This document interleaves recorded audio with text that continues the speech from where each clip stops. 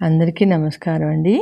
శ్రీమద్ భగవద్గీత 1వ అధ్యాయము అర్జున విషాద యోగంలో 45వ శ్లోకము. అహో బత మహత్పాపం కర్తుం వ్యవసితా వయం యుద్ధ్రాజ్య సుఖలోభేన హంతుం స్వజనం సముజ్యతః. 45. అహో బత మహత్పాపం కర్తుం వ్యవసితా వయం యుద్ధ్రాజ్య సుఖలోభేన హంతుం స్వజనముజ్యతః.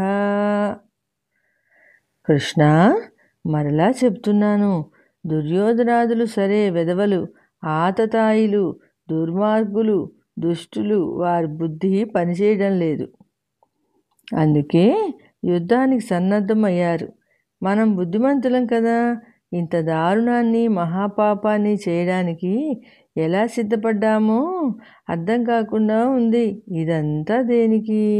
రాజ్యం కోసము, రాజభోగాలు అనుభవించడం కోసము, అంతే కదా. ఈ తుచ్చమైన రాజ్యానికి, రాజ్యభోగాలకు ఆశపడి బంధువులను మిత్రులను చంపి ఘోరమైన పాపం చేసి చచ్చిన వాళ్లకు కర్మకాండలు, జలతర్పణాలు, పిండ ప్రదానాలు లేకుండా చేసి అధర్మానికి ఒడిగట్టి శాశ్వత నరకలోకవాసం కొని తెచ్చుకుంటామంటావా? ఇది ఎంత ఘోరమో దారుణమో నీకు తెలుసా? దీని గురించి ఎప్పుడైనా ఆలోచించావా అని అన్నాడు అర్జునుడు కృష్ణుడితో. సర్వేజన సుఖినో భవంతు అండి. జై శ్రీమన్నారాయణ. మరొక శ్లోకంతో మళ్ళీ కలుద్దామండి.